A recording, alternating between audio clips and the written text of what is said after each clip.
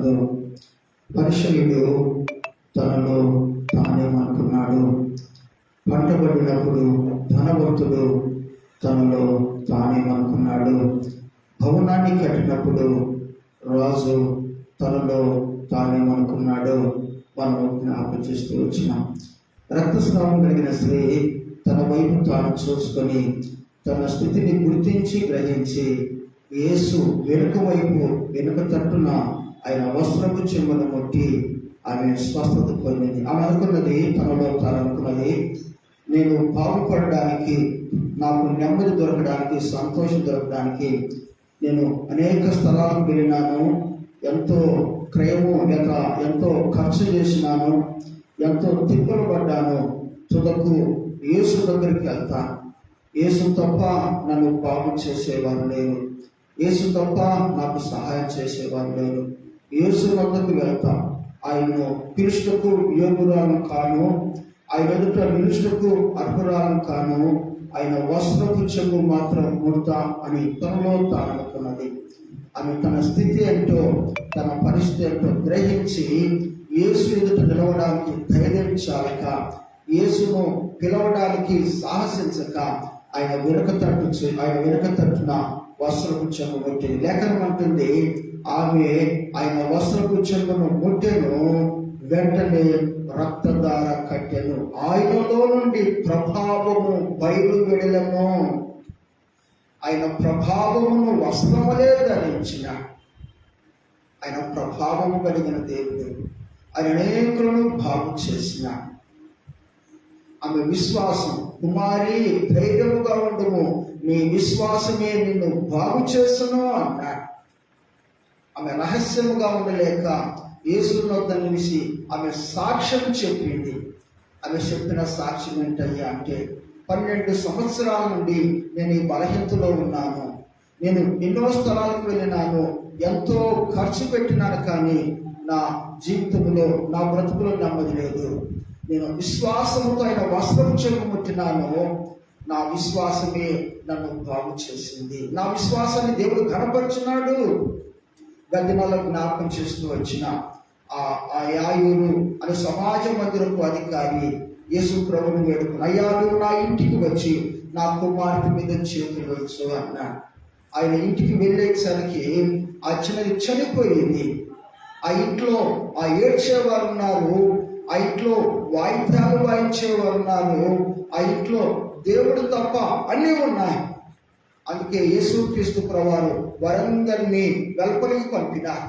వారిని వెలుపలికి పంపుతుంటే వాళ్ళు అపహాస్యం చేసినారట, ఏమి చేసినారు. చచ్చిపోయిన చిన్నదాన్ని నిద్రించింది అంటాడేంటి ఈయన అని అపహాస్యం చేసినారు. ఆయన వారిని వెలుపలికి పంపినారు. యేసును తనతో ఉన్న శిష్యులను ఆ తండ్రి ఇంట్లో ఉన్నాడు. యేసుక్రీస్తు ప్రభువారు అన్నాడు, చిన్నదానా లే అన్నాడు. ఏమన్నాడు? చిన్నదానా లే అన్నాడు. మన జీవితాల్లో విశ్వాసం లేకుండా దేవునికి ఇష్టకరంగా జీవించలేం. విశ్వాసం లేకుండా దేవుని నుండి అద్భుతాన్ని కూడా మన జీవితాల్లో అనుభవించలేం. బైబిల్ అంటుంది, అనేకులు ఆయన విశ్వాసం ఉంచకపోటును బట్టి అక్కడ ఆయన అద్భుతాలు ఆశ్చర్యక్రియలు చేయలేకపోయాను అని లేఖనాల్లో మనం చదువుతాం. కాబట్టి లేఖనం అంటుంది, ఆవగించంత విశ్వాసం నీకుంటే ఈ కొండ వెళ్ళిపోయి సముద్రంలో పడమంటే పడుతుంది అని యేసుక్రీస్తు ప్రభువారు చెప్పిన. సందేహించకుండా, అపనమ్మకము లేకుండా దేవుడు చేయగలడు, దేవుడు సహాయం చేయగలడని విశ్వాసముతో ప్రభువుని మొరపెట్టగలిగితే, విశ్వాసముతో ప్రభువుని ఆశ్రయించగలిగితే, విశ్వాసముతో మన సమస్యను దేవునికి అప్పగించగలిగితే దేవుడు అద్భుతంగా, ఆశ్చర్యంగా మన జీవితాల్లో మేలు చేసే దేవుడు. ఆ అధికారి అన్నాడు, అయ్యా నా ఇంటికి వచ్చి నా కుమార్తెను బాగు చేయన్నాడు. ఆ పక్షవాయువు కలిగిన వ్యక్తిని 4 వ్యక్తులు మోసుకొని వచ్చిన. లేఖనం అంటుంది, వారి విశ్వాసమును చూచి, కుమారుడా నీ పాపం క్షమించబడ్డాయి, నీ పరిపెత్తుకొని నడుము అన్నాడు. ఆ వ్యక్తి లేచినాడు. మోసుకొని తేబడిన వ్యక్తి యేసు మాట విని లేచినాడు. దేవుని వాక్కుకు లోబడి మనము సరి చేసుకోవడానికి, క్రమపరచుకోవడానికి ఇష్టపడితే మన జీవితంలో దేవుడు అద్భుతాలు చేయగలడు. దేవుని వాక్యం చదువుతూ ఉండగా అందులో అంగీకరించవలసిన వాక్యం, అనుసరించవలసిన వాక్యం, తీసివేయవలసిన వాక్యం, మనలో నుంచి తీసివేయవలసిన ఏమి తీసివేయాలో వాక్యం చెబుతుంది, వేటిని వెంబడించాలో వాక్యం చెబుతుంది, వేటిని స్వతంత్రించుకోవాలో వాక్యం చెబుతుంది. వాటిని అన్వయించుకొని జీవించినప్పుడే దేవుడు మనకు జ్ఞానం ఇస్తాడు, దేవుడు మనకు బలం ఇస్తాడు. లోకాన్ని జయించే విశ్వాసాన్ని కలిగి బ్రతుకుతాం. యేసుక్రీస్తు ప్రభువారు అన్నారు, మీలో ఉన్నవాడు లోకములో ఉన్నవాడి కంటే గొప్పవాడు. లోకములో మీకు శ్రమ కలుగుతుంది, ధైర్యంగా ఉండండి, నేను లోకాన్ని జయించినాను అన్నాడు. లోకములో ఉన్నాము, లోకములో ఉన్న వాటన్నిటికంటే మనము నమ్ముకున్న దేవుడు గొప్పవాడు మనలో ఉన్నాడు. ఆ దేవుని యందు విశ్వాసం ద్వారా లోకాన్ని జయించాలి. ఆ దేవుని యందు ఉన్న విశ్వాసం ద్వారా దుష్టుని జయించాలి. ఆ దేవుని యందు ఉన్న విశ్వాసం ద్వారా శరీరాన్ని జయించాలి. మన శత్రువు మన శరీరమే. దేవుని ఇంటికి రాకుండా నీ శరీరం నిన్ను అడ్డగిస్తుంది. ఆయా కార్యక్రమాలు వెళ్ళడానికి నీ శరీరం బాగా నీకు సహకరిస్తుంది. బాగా సిద్ధపడతావు. లోక సంబంధమైన కార్యక్రమాలకు నీ శరీరానికి ఎంత బలం ఉంటుందో, ఎంత శక్తి ఉంటుందో, దేవుని విషయాలకు వస్తే నీ శరీరం సహకరించదు. నీ శరీరమే దేవుని చిత్తాన్ని నెరవేర్చకుండా నీకు అడ్డుబండగా ఉంటుంది. దాన్ని అధిగమించి ఆరాధనకు, అధిగమించి ప్రార్థనకు, అధిగమించి దేవుని పక్షాన నిలిచి సహకరించడానికి అడుగు వేసినప్పుడే మనము విజయ మార్గంలో ఉన్న, జయ మార్గంలో ఉన్న విజయవంతమైన జీవితాన్ని కలిగి ఉంటాం. కాబట్టి శత్రువు, దుష్టుడు, దుష్టలోకము మన శరీరం కూడా దేవుని చిత్తాన్ని నెరవేర్చకుండా, దేవుని చిత్తానికి లోబడి జీవించకుండా అడ్డుగా ఉంటాయి. దేవుని యొక్క విశ్వాసం ద్వారా వాటిని అధిగమించాలి. రక్తస్రావం కలిగిన స్త్రీ తనలో తాను అనుకున్నది, ఆయనను ముట్టేచ్చాలి, నేను బాగుపడ, ఆయనను ముట్టేచ్చాలి. ఆమె ముట్టింది, బాగుపడింది. ఆ పరిశీలి తనలో తాను అనుకుంటున్నాడు, ఏంటి ప్రవక్త యేసుక్రీస్తు ప్రభువారు పాపాత్మురాలు ముడుతుంటే మౌనంగా ఉన్నాడేంటి? ఇంతకన్నా పాపాత్మురాలు తెలియదా? యేసుక్రీస్తు ప్రభువారు అన్నారు, ఆమె పాపాత్మురాలే కానీ పరిశుద్ధతను కోరుకుంటుంది. ఆమె పాపాత్మురాలే కానీ తన పాప విషయమై ఆమె పశ్చాత్తాపడుతుంది. ఒకప్పుడు పాపాత్మురాలే కానీ ఇప్పుడు ప్రభు సన్నిధిని కోరుకుంటుంది, నా సహవాసం కోరుకుంటుంది, నా సన్నిధిని కోరుకుంటుంది, నా స్వరాన్ని కోరుకుంటుంది, సరి చేయబడడానికి ఇష్టపడుతుంది. కాబట్టి ఆమె నన్ను ప్రేమించింది, క్షమించబడింది. ఆ స్త్రీ ఎలాగో ప్రభుని ప్రేమించింది, ఆమె తన ప్రేమను ఎలాగో తెలియచేసింది. నెంబర్ 1, ఆమె తన కన్నీటితో యేసు పాదాలను తడిపింది. ఎందుకు ఏడుస్తున్నా? నువ్వు కోరుకున్నది దొరకలేదా? నీకంటే నీ పక్కింటి వారు ఇంకా శ్రేష్టమైన స్థితిలో ఉన్నారని ఎందుకు ఏడుస్తున్నావు కదా? కొంతమంది మనుషుల ఏడుపులు అర్థం కాదు. ఎందుకురా ఏడుస్తున్నావు అంటే, వాడు పరీక్షలో ఫెయిల్ అయినాడట. వాడు ఫెయిల్ అయినాడని ఏడుస్తున్నాడు, పక్కన పాస్ అయినాడని ఏడుస్తున్నాడంట. ఎందుకమ్మా ఏడుస్తున్నా? పక్కింటి వాడు పట్టు చీర కట్టుకుని నా కడుపులో మండు ఈమె ఏడుపు. అమ్మా ఎందుకు ఏడుస్తున్నా? అయ్యా నిజమున పాపాత్మురాలని, ఇక ఆ పాపం బతుకు నాకొద్దు. అయ్యా నన్ను క్షమించు, అయ్యా నన్ను కడుగు, అయ్యా నన్ను పవిత్రపరచు. ఇక బ్రతుకుతే నీ కోసమే బ్రతుకుతా, నిన్నే విలువైన వాడిగా, నిన్నే ఘనమైన వాడిగా, నిన్నే నా హృదయంలో ప్రతిష్ఠించుకుంటా, నీ కోసం నేను సాక్షిగా బ్రతుకుతా. తన అంతరంగంలో మార్పును దేవుడు చూస్తూ ఉన్నాడు. తన అంతరంగంలో ఉన్న ఆసక్తిని దేవుడు చూస్తూ ఉన్నాడు. ఆమె ఏడుస్తూ ఉంది తన పాపం కొరకై, ఆమె ఏడుస్తుంది తన యొక్క దోషాల కొరకై, ఆమె ఏడుస్తుంది తన అతిక్రమాల కొరకై, ఏడుస్తూ ఉంది, కన్నీళ్లను కడిపింది, తన కుర్రలతో తుడిచింది. ఆమె ఆయన పాదాలు ముందు పెట్టుకున్నది, విలువైన అత్తరుతో ప్రభువును అభిషేకించింది ప్రభువు పాదాలను. అందుకే యేసుక్రీస్తు ప్రభువారు అంటాడు, నీ ఇంటికి నేను వస్తే నువ్వు నీళ్ళు ఇవ్వలేదు, కానీ ఈమె తన పాదాలు, తన కన్నీటితో నా పాదాలు తడుపుతూ ఉంది. నేను ఇంటికి వస్తే నువ్వు నన్ను ముద్దు పెట్టుకోలేదు, కానీ ఆమె నా పాదాలు ముద్దు పెట్టుకుంటుంది. నేను ఇంటికి వస్తే నువ్వు నాకు నూనె పోయలేదు, కానీ ఆమె అత్తరుతో నా పాదాలను అభిషేకించింది. నీకంటే ఈమె నా చేత ప్రేమించబడింది, క్షమించబడింది. దేవుని సన్నిధికి వెళ్ళినప్పుడు ఎదుటి వారి వైపుగా చూడాల్సింది మన వైపు మనం చూసుకోవాలి. ఓ తల్లి అన్నదట, ఈ మందిరానికి వచ్చిన ఎవరు మంచులుగా, నువ్వు మంచిదానివా తల్లి? ఏమో, దేవుని ఇంట్లో మళ్ళీ మనం చూసుకోవాలి, ఎవరికి వారు చూసుకోవాలి, ఒక్కొక్కరు చూడాల్సిన పని లేదు. చదవండి యోహాను సువార్త 2వ అధ్యాయం 24-25 వచనం. యోహాను సువార్త 2వ అధ్యాయం 24-25 వచనం. యోహాను సువార్త. అయితే యేసు అందరినీ ఎరిగినవాడు కనుక ఆయన తన్ను వారి వశము చేసుకొనలేదు. ఆయన మనిషిని అంతర్యమును యేసుక్రీస్తు ప్రభువు అద్భుతాలు సూచనలు చేస్తూ ఉంటే అనేకులు విశ్వసించినారట. అద్భుతాలు చూసి, ఎందుకు దేవుని నమ్ముకున్నా? నేను బాగుపడ్డాను కనుక దేవుని నమ్ముకున్నా. మరి బాగుపడిన దేవుని కోసం ఉంటావా? ఏమో. ఎందుకు దేవుని నమ్మాలి? ఎందుకు దేవుని విశ్వాసం ఉంచాలి? ఎందుకు ప్రభువుని ఆరాధించాలి? ఆయన మన పాపముల కొరకు తన ప్రాణము పెట్టి, మన పాపముల కొరకు ఆయన చనిపోయి సమాధి చేయబడి తిరిగి లేచినాడు, మరణాన్ని జయించాడు. ఆయనే నా దేవుడని గుర్తెరిగి ఆయన ఆరాధించాలి, ఆయన ఆశ్రయించాలి. ఎందుకు ఆయన నమ్మాలి? ఆయనే నా స్థానములో నా కొరకై సిలువలో బలి అయినాడు. ఆయనే నా పాపముల కొరకు ఆయనే క్రయం చెల్లించినాడు. నా ప్రాణమునకు, నా దీర్ఘాలకు మూలం దేవుడే అంటాడు కీర్తనాకారుడు. ఆయన అందరినీ ఎరిగినవాడు కనుక కూర్చున్నాను అన్నమాట. యోహాను సువార్త 2:24. అయితే యేసు అందరినీ ఎరిగినవాడు. ఆయన మన యొక్క పై రూపాన్ని చూచేవాడు కాడు, మనం ధరించిన వాటిని చూచేవాడు కాడు, మన పెదవుల మాటలు బట్టి సంతోషించేవాడు కాడు. ఆయన మన అంతరంగాన్ని చూస్తూ ఉన్నాడు. మన అంతరంగంలో దేవుని వాక్యం పట్ల, దేవుని సన్నిధి పట్ల, దేవుని పట్ల ఎలాంటి ఆసక్తి కలిగి ఉన్నాం, ఎలాంటి శ్రద్ధ కలిగి ఉన్నాం. అందుకే ఆదికాండములో ఉంది, దేవుడు హేబేలు అర్పణను అంగీకరించను, కయ్యూను అర్పణను లక్ష్యం ఉంచలేదు. ఆదాము అవల కుమారులు దేవుడికి అర్పణలు తెచ్చిన, కానీ దేవుడు ఒక వ్యక్తి అర్పణ అంగీకరించలేదు, మరో వ్యక్తి అర్పణ అంగీకరించిన.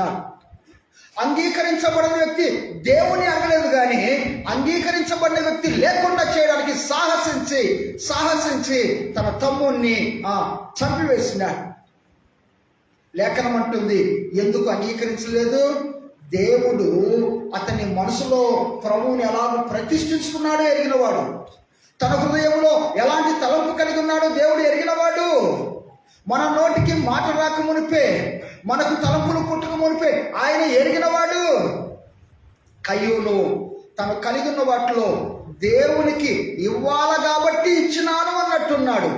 హేబేలు తను కలిగిన వాటిలో ప్రత్యేకమైనవి, తను కలిగి ఉన్న వాటిలో దేవుడు ఘనమైన వాడిగా గుర్తించి ప్రత్యేకమైనవి ప్రభువుకు ప్రతిష్ఠించడానికి ఇష్టపడ్డాడు. దేవుడు వారి మనసు ఎరిగిన వాడు. దేవుని ఇంటికి రాకమునిపే దేవుడు మన మనసును ఎరిగిన వాడు. ఈ దినం ఆలయంలో వాక్యం వినడానికి ఆసక్తిగా వెళ్తున్నావా? లేకపోతే ఆదివారం కాబట్టి వెళ్తున్నావా? లేకపోతే కొంతమంది ఆలయానికి వెళ్ళి వారితో ఇండ్లతో కబుర్లు మాట్లాడుకుని వస్తూ ఉంటారట. ఇంకొంతమంది తాము ధరించిన ఆభరణాలు వస్త్రాలు చూపించడానికి కొంతమంది వస్తుంటారట. కొన్ని స్థలాల్లో మనం ప్రభువును చూడడానికి దేవుని ఇంటికి రావాలి. ఎవరిని చూడడానికి? ప్రభువును చూడడానికి. ప్రభువును చూచి ప్రభువు యొక్క ముఖాంతరములో లేక ప్రభు యొక్క వాక్య పెరుగులో మనమును సరి చేసుకునే వారిగా, క్రమపరుచుకునే వారిగా ఉండాలి. కీర్తనాకారుడు, నీ ముఖ కాంతిలో నా రహస్య పాపములు కనబడుతున్నాయి అంటాడు. దేవుని సన్నిధికి వెళ్ళి సరి చేయబడాలి.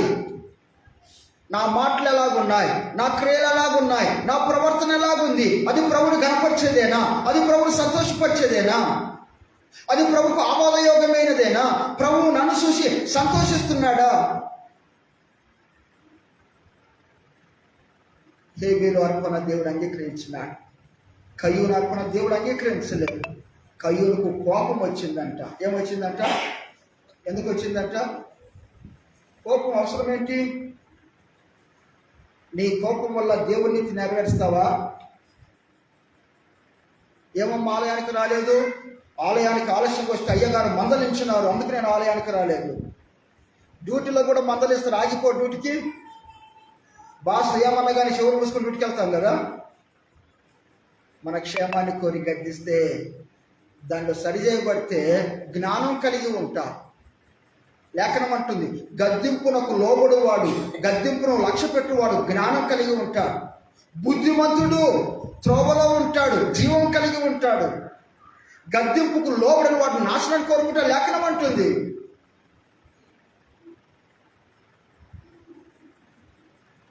చాలామంది లోక సంబంధమైన కార్యక్రమాలు పరిగెడుతున్నారు, కానీ దేవుని విషయాల్లోనే దూరంగా ఉంటున్నారు. మేము ఆలయానికి వెళ్ళకున్న మాకేం కాదు. ఎంత అవివేకం కదా. దేవునికి వేరైతే ఏమైతామో తెలుసా? లేఖనం అంటుంది, ద్రాక్షావల్లిని నేను, తీగలు మీరు నాకు వేరై. దేవునికి వేరైతే ఎండిపోతాం, వాడిపోతాం, తర్వాత వాళ్ళు కాల్చి బూడిద చేసేస్తారు, అంతే. దేవునికి వేరైతే జీవాన్ని కోల్పోతాం. దినానికి 3 సార్లు రకరకాల ఆహార పదార్థాలు తింటామా లేదా? బలంగా ఉండడానికి, శారీరకంగా బలంగా ఉండడానికి ఆహారం అవసరం, ఆత్మీయంగా బలపడడానికి దేవుని వాక్యం అవసరం. దేవుని వాక్యం అనే పాల ద్వారా బలాన్ని పొందాలి. దేవుని వాక్యం అనే తేనె ద్వారా తృప్తి పొందాలి. దేవుని వాక్యం అనే కత్తి ద్వారా సరిచేయబడాలి. దేవుని వాక్యం అనే శుద్ధ ద్వారా సక్రమంగా సరిచేయబడాలి. ఆ వాక్యమే మనం బ్రతికిస్తుంది, ఆ వాక్యమే మనం బలపరుస్తుంది, ఆ వాక్యమే జ్ఞానం ఇస్తుంది, ఆ వాక్యమే నిత్యత్వానికి నడిపిస్తుంది. ధనవంతుడు పంట బాగా పండిందంట. పంట బాగా పండగ చేసిన పాట పాడుతున్నాడంట. ఏం పాట? యేసయ్య పాట కాదు, పంట పాటే. నేను విత్తిన విత్తనాలు ఎంత శ్రేష్టమైనవి, నేను వేసిన మందు మరింతది, నా భూమి ఎలాంటిది, ఇది పాట. నేను పంట పండిస్తే కదా, బహుశా ఎకరానికి కొన్ని పళ్ళు కదా, కొన్ని పడులు, కొన్ని కేజీలు అంతే గింజలు చల్లేది, కానీ దిగుబడి కదా. ఒక పడి అంటే ఎన్ని బస్తాలు కావాలనో. ఫలింపు, నీవు నేను ఫలించాలి. నీవు నేను దేవుని యందు నిలిచి చిగురించి పుష్పించి ఫలించాలి. దేవునికి వేరైపోతే వాడిపోతాం, ఎండిపోతాం. అపవాదికి మనము దాసులమైపోతాం. అపవాదికి వాడిని దాసులను సిద్ధపరిచిన నిత్యాగ్నికి సిద్ధమైపోతాం. ఆ వ్యక్తి తాను పండించిన పంటను బట్టి అతిశయపడ్డాడు. ఏమన్నాడు? నా పంట, నా కొట్లు, నా ఆస్తి నేనేం చేస్తానంటే అంటున్నాడట. ఏమన్నది? ఒక స్వరం పడుతుందట. ఏమన్నంటే ఆ స్వరము, ఓరి ఓరి ఓరి ఓరి వెర్రివాడా, నీ ప్రాణమును అడుగుచున్నారు, నువ్వు కూడబెట్టినవి ఎవరివి? ప్రాణం ఉంటేనే ఉద్యోగం, ప్రాణం ఉంటేనే ఇల్లు, ప్రాణం ఉంటేనే కూడబెట్టినవి, వండుకున్నవి, దాచుకున్నవి. ప్రాణం పోయిన మరుక్షణమే. ఏంటి మన ప్రాణం? మన ప్రాణము నీటి మీద బుడగ లాంటిది, మన ప్రాణం గడ్డి పువ్వు లాంటిది. మన ప్రాణానికి ఏమి లేదయ్యా అంటే గ్యారెంటీ లేదు. భక్తుడని యాకోబు అంటాడు, నీ ప్రాణము ఏ పాటిదయ్యా అంటే క్షణికమైనదట. ఒక సెకండ్, ఆ తర్వాత మనకు తెలియదు. ఒకప్పుడు 969 సంవత్సరాలు, 970 సంవత్సరాలు బతికినారు. నోవాహు కాలంలో 120 సంవత్సరాలు బ్రతికినారు. మోషే అంటాడు, మా బ్రతుకు 70 లేకపోతే 80, అది కూడా ఆయాసకాలం, షుగరు, బీపీ, మోకాల నొప్పులు అన్నాడు. భక్తుడైన యాకోబు అన్నాడు, ఏ పాటికి మన జీవం, ఇదే మన టైం, ఆ తర్వాత మన చేతిలో లేదు. కారణం, మానవుడు దేవుని మార్గాన్ని చెరిపివేసుకున్నాడు. మానవుడు దేవుని కట్టడను, దేవుని విధులను, దేవుని ఆజ్ఞలను విస్మరించి తన ఇష్టానుసారం బ్రతికి తన ఆయుష్ను కోల్పోతున్నాడు. రాజు మంచి భవనం కట్టుకున్నాడట. ఏమనుకున్నాడు? నా బలమును, నా ప్రభావమును సూచికగా లేక సాదృశ్యంగా చూపించుకోవడానికి పట్టణాన్ని కట్టుకున్నాడు కదా అనుకున్నాడట. ఏంటి మాట వినబడింది? ఏ మాట వినబడ్డది? నిన్ను వెలుపలికి తోలివేస్తారు, పశువులే గడ్డి వేస్తావు, నీకు రెక్కలు, నీకు ఈకలు, నీకు గోళ్ళు. అమ్మో, ఒక వింత పశువులాగా వచ్చింది. రాజు గర్వాన్ని బట్టి గడ్డి వేసినాడు. గర్వం నాశనానికి నడిపిస్తుంది, దీనత్వం ఘనతకు నడిపిస్తుంది.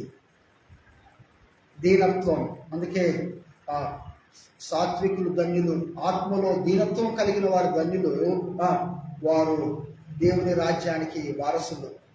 వారు దేవుని పిల్లలుగా దేవుని చేత వారు ఎన్నిక చేయబడుతూ ఉన్న దీనత్వం. మహాగరుడు, మహోన్నతులైన దేవుడు దీన మనసు, విరిగి నలిగిన మనసులు కలిగిన వారి యొక్క నివసించడానికి దేవుడు ఇష్టపడుతున్నాడు.